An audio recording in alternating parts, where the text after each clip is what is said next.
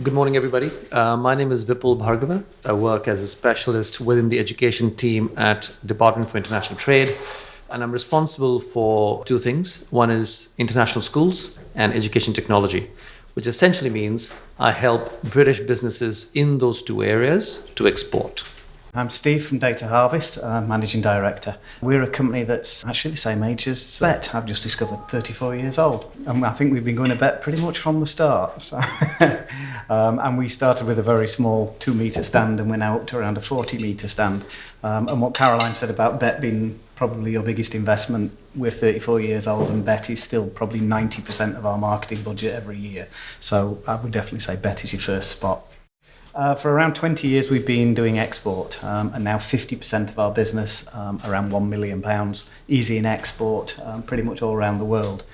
So I guess the reason I'm up here today is to field all your questions about how to export, where to export, and how to get support from DIT and the government and BISA generally.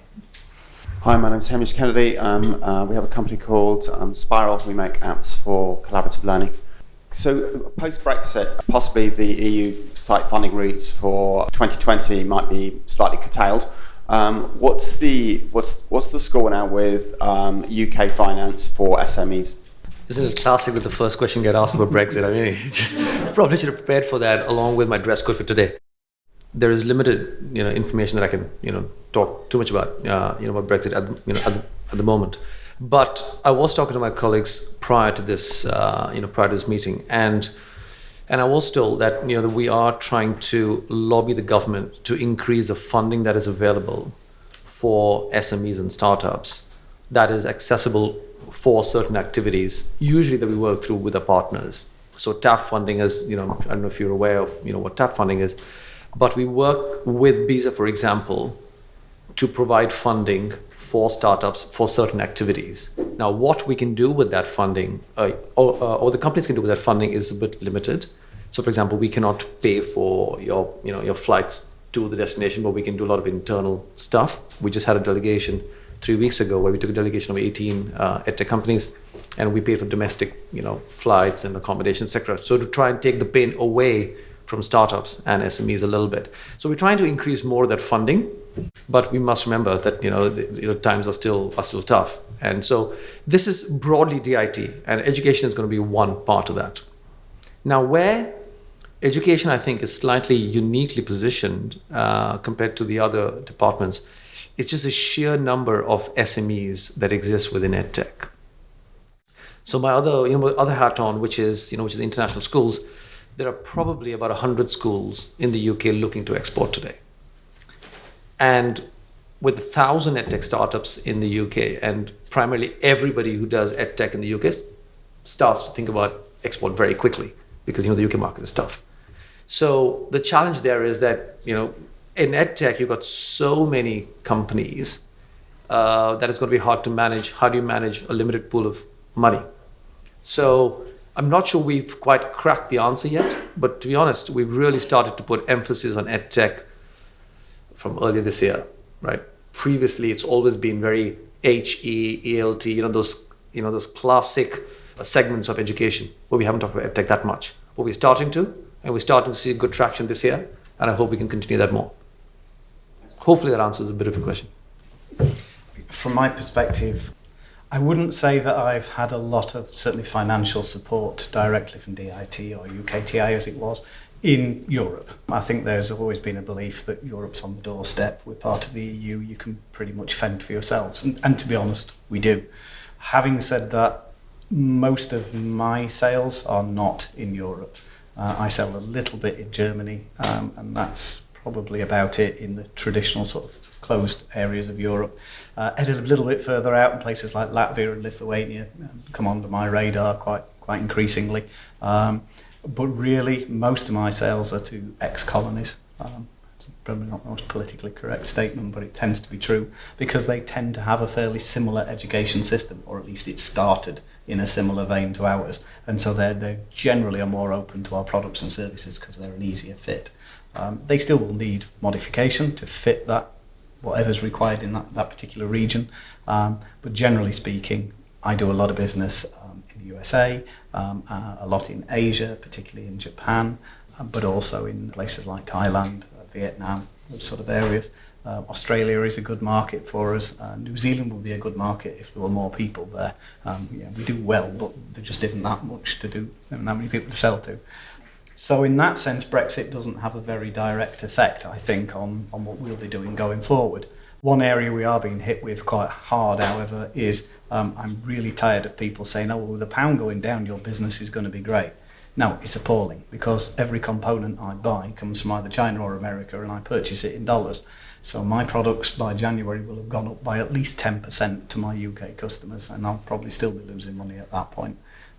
So in one sense, Brexit and the pound has particularly hammered me, but in terms of future potential markets, don't think it's going to have a great effect on us. Actually, if I can add to that as well, what I'm certainly seeing since June, July, I guess, is a lot of interest from, to build on what Steve said, on markets like China, Brazil, and Southeast Asia. So I didn't do this job last year, so I don't really have anything compared against. But if I just look at the volume of requests and interest that's coming in, it certainly is not from Europe, right? It is from, like the China, Brazil, ASEAN region. So, and a bit from Middle East now.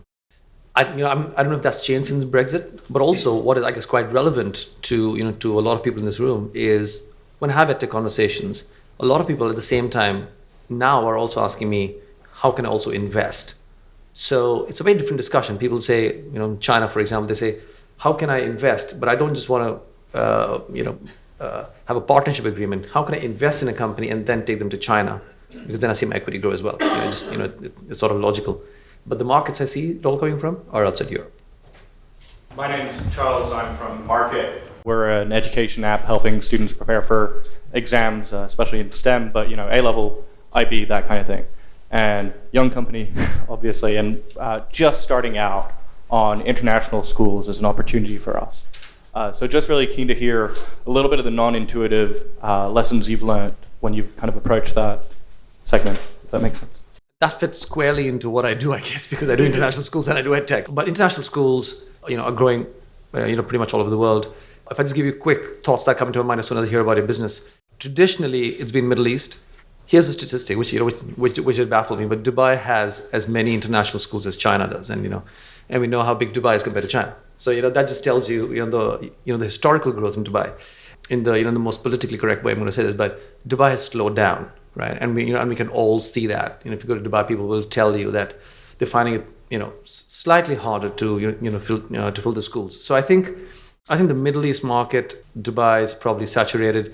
Qatar, with 2022 build of Lusail, you'll see a lot of schools out there. So 41% of all schools that teach international curriculum teach the British curriculum. So, and the next closest is the IB at 26%. So you definitely got the right market if you're focusing on the the British curriculum.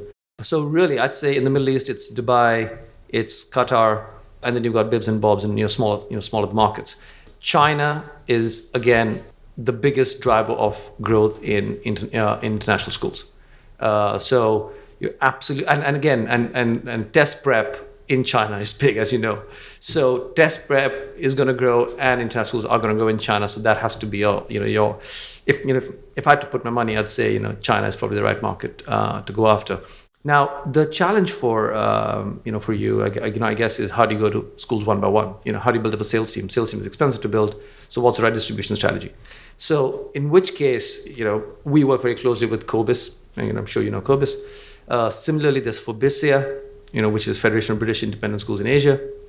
They're not as big as COBIS. I think COBIS has 250 schools. Fobisia has about 56 schools, if I'm right. So if you go through them, they've got member schools, so you can always use them as a distribution. And they're industry body. And so that's one way to do it. And once you start to get traction, then you have more cash flow to then fund your sales team, I guess. Straightforward plan. There are, of course, conferences, your costs and stuff like that. And one thing, I will say time and time again, the only way is to get into these conferences. I know it's expensive, and I know it's it's difficult, but only when you're out there meeting people do things happen. And one of the things we had a webinar, Bet Asia, and almost everybody concurred that you may go once and you may not find any business, but you got to keep trying.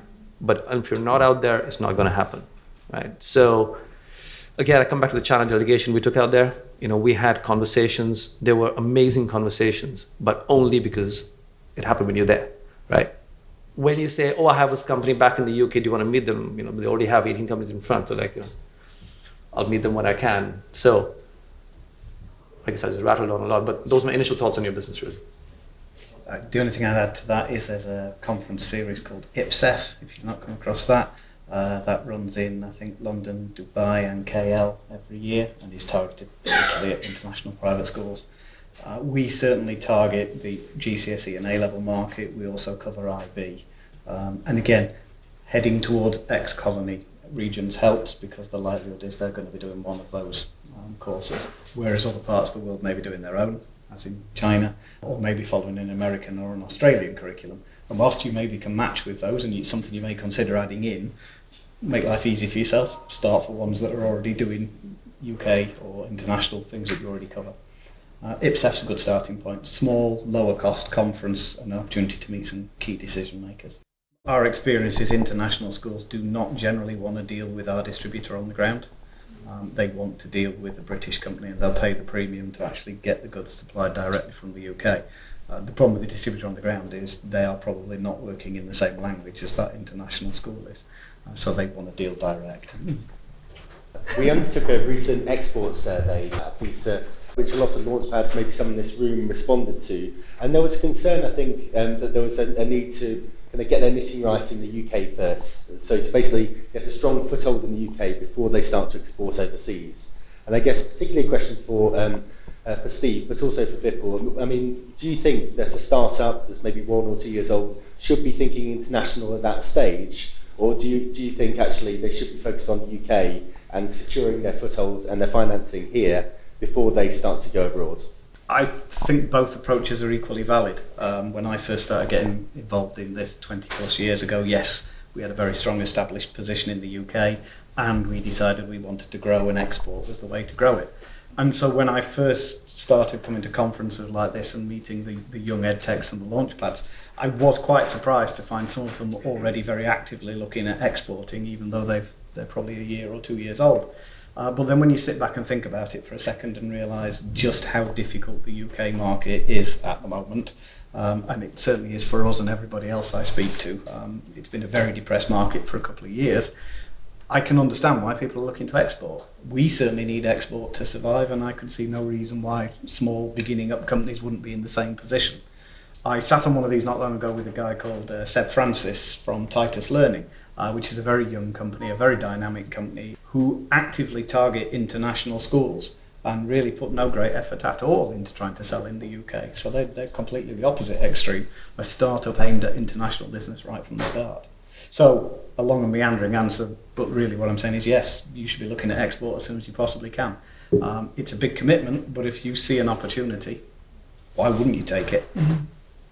If I just add to that, first of all, I think if you get in early into your target market, you may actually jointly develop a product that is just better, right? So if you develop again, I think the example I gave in my last presentation was of WeChat, right? Mm-hmm. So WeChat was a WhatsApp copy, and now it does everything and more than Facebook, Twitter, and WhatsApp together, right? So if you were developing WhatsApp today, just an example, and you went to China, you would probably come back with a better product that is more, that is better worldwide. So, just from a product development perspective, you could be better off by exporting quicker, right? That's my first one. Second, I think is funding, because if you're a startup and you're looking for your either seed or Series A or Series B, you might actually find when you start exporting, you might find investors in other parts of the world who are more open. Funding is tough in the UK, and it's marginally easier in some parts of the world today. So you might actually find an investor who loves your product, may fund it and be your distributor in that market, right? So why close a conversation early on? And the third is a cost structure point. So I used to be a past CFO, so I always think in terms of costs here. The one advantage sort of being a depressed market in the UK is that when you build a business, you can't sell it for more than $3 or $4 per student per year. So yesterday I was talking to an Australian company And they said, oh, we sell it in Australia for $7 per student per year. And I can't tell you the product, but it was a very, very basic product. I said, you've got to be dreaming if you think you can get that money in the UK. You know, companies that have good curriculum products struggle to get $4 out of a student per year. And yours is not even curriculum line. You're not going to get $7 at all. So when you have a company that is set up here and you know that your revenue is going to be limited, so is your cost to be, to make it profitable. So if you've got a lean setup in the UK and then, and then you can go to export, you can actually not be perceived to be that expensive. And so markets like China, Brazil, etc., which are traditionally, have been lower price markets, you actually could still be pretty competitive. So anyway, so those are my 3 points. The only negative, and it again depends on the type of business, because you can't talk about all businesses, but sometimes companies, when they're looking for a British brand, they do want to see a bit of history, and they say, if you say I'm a 6-month-old British brand, you're not really a British brand yet. So again, it depends on the type of business. Less so applicable in edtech, but certainly, if you're a nursery brand, if you're set up a year ago and when people say I want a British nursery brand, you're not British 6 months. So it depends on edtech, and I can't think off the top of my head of what British brand it may be, but if you're selling a Britishness to it, if you're not long enough. So that's the only negative. But so I clearly see more positives for exporting sooner than later. Picking up on your second point, I think the international business market requirement is very much driven by funding.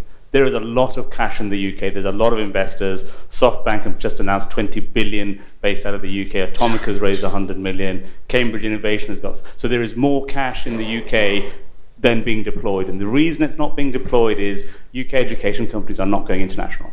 The UK market, if you're only a UK education company, you have a limited life cycle. Sorry, it sounds horrible, but that's the way it is. So unless you start up from day one and have an international agenda, don't bother really, if you want to scale up and exit your business. So that the principal reason is to make sure you're fundable in the UK. Internationally as well, I get that, but UK investors and VCs are looking now for international business to drive sustainable revenues. To your second point about products, I take a slightly contrary view. I wouldn't go to another country and develop a product based on that country. I would develop a product which is scalable globally, and that's what the UK is really good at. Innovating globally based products which are geographically agnostic. I think that is the companies that become successful. That's why companies stay for 34 years in the sector. I think that's what the aspiration should be for edtech entrepreneurs, is build something which is scalable globally. I agree that you need a core product that's scalable, absolutely. But the best example I can give is when I started working in Japan 15 years ago, they were the most demanding customer I have ever had, and still are the most demanding customer I have. And without shadow of a doubt, their demands forced me to improve my product, which the whole market space benefits from. So I think Vipul is absolutely right. The expansion in forces you to have a better product. Not necessarily different, but an improved product. Hi, Ren Maguire from Digital Learning Delivery. We're, a new company in the cloud-based space.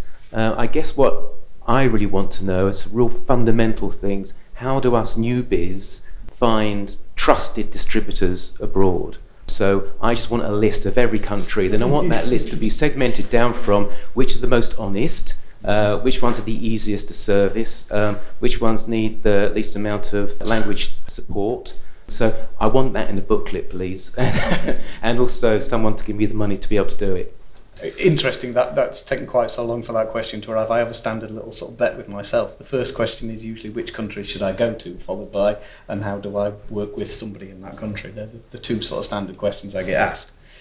Knowing which countries to go to, it requires a little bit of desk research and talking to people like Visa, who will be able to tell you which are the hot countries at the moment. You've heard us mentioning China. It's no coincidence China is very hot at the moment. I think Visa had, 3 or 4 trade delegations in the last 6 months from China. We've just all been out to China. Suddenly there's a big area of interest there. And so, being perfectly honest, you react to that. If you see some interest coming in, you go out, you react to it. Beyond that, working with Visa, I'm working with UKTI and their local field officers, both in the UK and in country that you're interested in. They will give you a very good feel for whether there's some potential in your market. And it's the old thing, do a little bit of research. Is the space for your product? How much adaptation would it require? It can be as simple as a translation. It can be that it requires quite a lot more than that. And then you have to make a cost return sort of analysis on that. Once you've decided the countries you're interested in, look for opportunities to get into that country. I can't stress that hard enough. Go there, sit there, experience it, try and get into a classroom, try and get into an exhibition, try and get to see some ministerial level people, whatever it is you can do to get in there and get that feel. And it's that old adage, you know, if your gut tells you this is a good one, go with it. I can't bottle it any better than that. You can walk into some countries and just immediately realise that, oh man, they really are not open for business. Be that with tariffs that they've put in place, or lack of interest for anything that's not homegrown. There's a whole pile of things that you'll pick up on very quickly. Then the most important thing you can probably do is find that local partner. And that's where I would say DIT and its people on the ground can be very, very helpful. You can task them with going out and finding out about the market, give them a series of questions, and for not a lot of money they'll put the field officer out there to go and answer those questions. And within that, quite often you can say, and find me half a dozen companies that might be interested to work with me on the ground. And they will arrange meetings, and you can get yourself out there and go and actually sit down and talk to these companies and try and get a feel for it. The alternative to that is turn up at a show, put out your wares, and hope that the right company wanders past. And to be honest, both can be as ineffectual or as effective. It's a bit of a luck of the draw. The most important thing is once you've got out there and you've found yourself somebody to work with, work closely with them. Don't just set them up and let them go. Keep contact, keep regular contact, plan to see them 2 or 3 times a year if it's a key market, and plan to stay not on their case but by their side, because it's very easy for a company that's selling 40 or 50 products for yours to fall by the wayside. It's your job to keep them keen, enthusiastic and on track trying to sell your product for you. Think of them as the sales team you might have in the UK. They're just a bit further away. But work closely. The best relationships I have are the ones that I've had for 20 plus years, and they're still the ones that return all the funds back to my company. So there is no one answer, but I would say work with BISA, work with DIT. They're very good starting points, and they'll give you a lot of support. And beyond that, if you're members of Launchpad and members of BISA, talk to other people. You know, the reason I'm here today is not because I'm a Launchpad, but because I'm quite happy to talk to you guys about my experience. And it's one of the real powers of BISA that we've got 300 companies out there who are quite happy to talk. None of them would mind if you picked up the phone and said, here, you've got a distributor in so-and-so that I'm starting to talk to. What's your views on him? Use that network. That's why we're all in this room to begin with. And it is very powerful and very useful. So if I just add a bit of color to what Steve said, what we call people in post, so people in the embassies across the world. So if you imagine a corporate structure, they are our salespeople, and this is HQ. Now, your product will only sell as good as your salespeople, and it's the same true for DIT. So our job, and part of my job, is to educate our salespeople across the world. And again, I made the point about EdTech earlier. EdTech is as in subsector is something which we just started to focus on. And so a lot of people in our different posts, our salespeople effectively, aren't as proficient in EdTech, or they don't understand the right questions for EdTech. When they go and talk to investors about schools, it's a very easy question. Do you have a piece of land? Do you have money? Do you want to build a school? Yeah? This is cool. I can sell you a very school. EdTech, what are the questions to ask? They don't know that. So part of my job is to educate these people to try and say, these are the questions to ask. And it's not an easy one, right? So, on a recent mission again, I sort of struggled when I asked, I had people in post and I had some customers, and I said, what do you want from UK EdTech? And they threw it back at me and said, what have you got? And then I realized that this is going to be a tough job, right? So part of my job at DIT is how do we educate the customer on the other side and our salespeople on how to sell UK EdTech. And we've got a few ideas around that which we're working on now. And hopefully we get funding for it. We're going to develop something really cool, which I'll be able to share with you hopefully in a couple of months. So that's just to set the picture of how it all works. And Steve correctly said, but you can go out there and talk to people in post today. But the more information you give to them currently, the better they'll be able to help you. So if you go and say, I make science equipment, help me, they wouldn't really understand, right? But you say, can you help me with the top 4 distributors who sell into international schools and who are already, who've been in business for the last 10 years? Very specific question. They'll be able to answer that question very specifically. and there's something called OMIS, which is basically market research. Sort of what Steve sort of referred to. So really, so people in post, we are working on a process of educating them, but they are probably your best bet. Network is, of course, Steve correctly said, it's about who you know, and people who are already doing business in those markets will be able to tell you. And the third thing is visa. So the way we typically work, operate is that if we get a few people in China who want to come and meet startups or companies in the UK, we would typically work through our partners like Visa. So if you attend a Visa event where they've got an incoming delegation, you can almost be rest assured that those people who are coming in are actually vetted by us, but that's why we introduce them to Visa. So attending events, that Visa and other partners organize, is probably the other way. Last thing I've mentioned is BET. There's a huge DIT area, I'm assuming, same as previous years, great, which will be full of said field desk officers from all around the world. Go online, book your appointment, have 15 minutes finding out what's happening in Bosnia or Rwanda or whatever. Make that connection with those people who are on the ground. And they can lead you to all sorts of wonderful opportunities. And it's free. That was fantastic, thank you. The key takeaways were that you should be thinking, if you're not already, about an international agenda. Do your research, which country is the right fit for you and your product. And as anyone who's been speaking to me recently will recognise, start talking to your contacts. Together with BET and Visa, we're building this community so you can start bouncing ideas off each other. Once you've identified who you want as your potential overseas partners, make sure that they know who you are. Go out there and be seen. And if you can't physically do it, just, get your presence out there via social media. Speak to us. We'll start tweeting about you. We'll do whatever we can to help.